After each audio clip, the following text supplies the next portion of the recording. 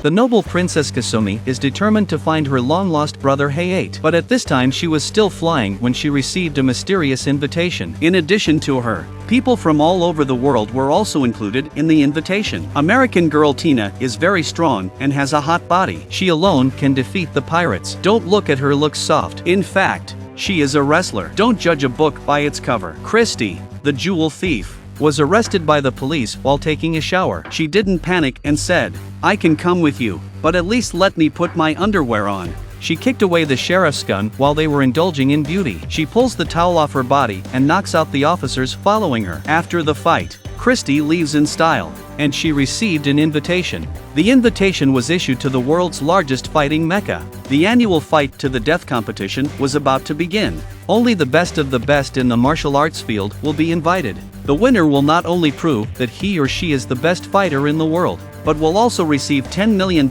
as a prize. By now, all the contestants were gathered on the plane. The first challenge is to reach the Buddha statue on the island by skydiving. Failure to arrive before sunset would result in disqualification, so everyone jumped with their parachutes on their backs. And Kasumi, Christy and Tina landed on the beach because they didn't do it right. They made their way up the railing, but that's still too slow. It's almost sunset. They had to work together.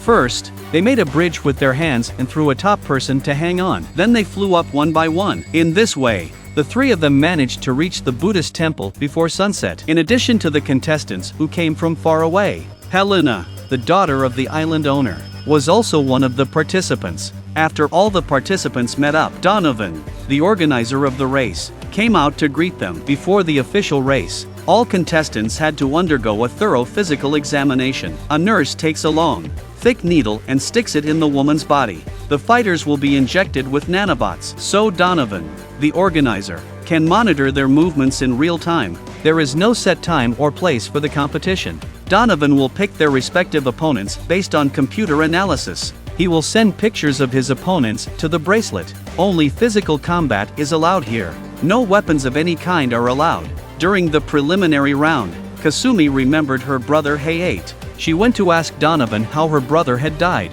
He said that Hayate fought Leon and fell off a cliff, but Kasumi didn't believe him. She suspected that Donovan was hiding the truth, so she decided to investigate the matter. And Donovan paired her with Leon to test Kasumi's abilities, but just as he gave the order, the elders of Kasumi's country sent Iane, a killer, to take the princess back.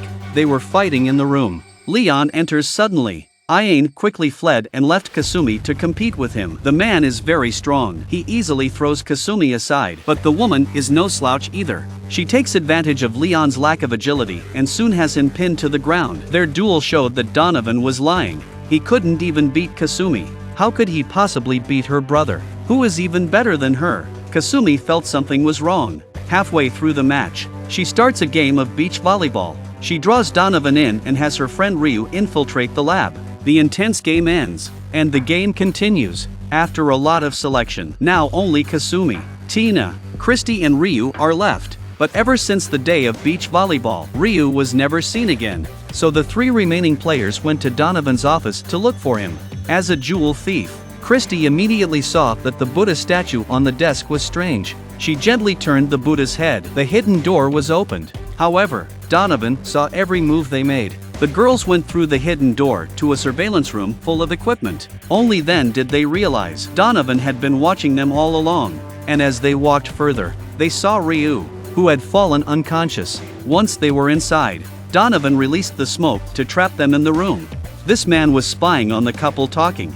Donovan's assistant Weatherby has always had a crush on Helena. He saw her sulking after losing the game, so Weatherby reveals a secret to her. He had seen Donovan arguing with Helena's father before. He hadn't paid attention to it, but the next day, Helena's father died unexpectedly.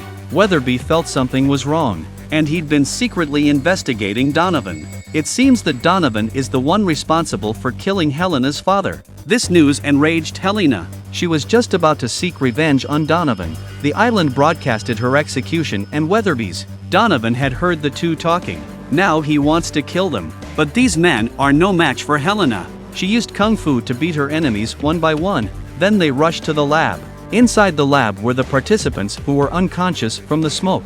They were all put into a hood by Donovan. The man puts on a pair of glasses. The machines in the ceiling start to work. Then the nanobots inside the four men began to function. Donovan wanted to transfer the kung fu moves of the fighting masters into his own body through the nanobots. This way, the user could become a top fighter without having to train hard.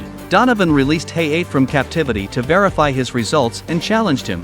Donovan knew Hay-8's attacks through the analysis of his glasses. He predicted Hay-8's moves. He was able to defeat Hay-8 completely after the analysis. He can even see his weaknesses. Hay-8 was immobilized by the fight, yet he doesn't follow the rules of martial arts. Then Donovan kicked Hay-8 out. Hay-8 was almost dropped to his death when Ian saved him in time.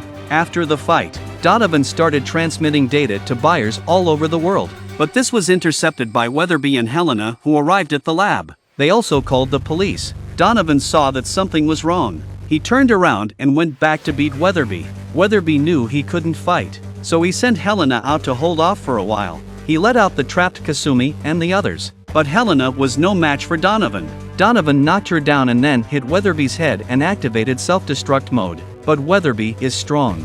He still didn't forget to release all four of them. Now Donovan was fighting four people at once. But with the help of his glasses he was able to avoid the others' analysis easily. However, after he received a flying kick from Christie, the glasses fell off by accident. So without the tech, Donovan is back to being a normal guy. He knew he couldn't beat them, so he had to run for his life. And Hay-8 saw the right moment to hammer him in the foot. Kasumi leapt forward. A silver needle was inserted into the back of Donovan's neck. At the same time, the lab is about to explode.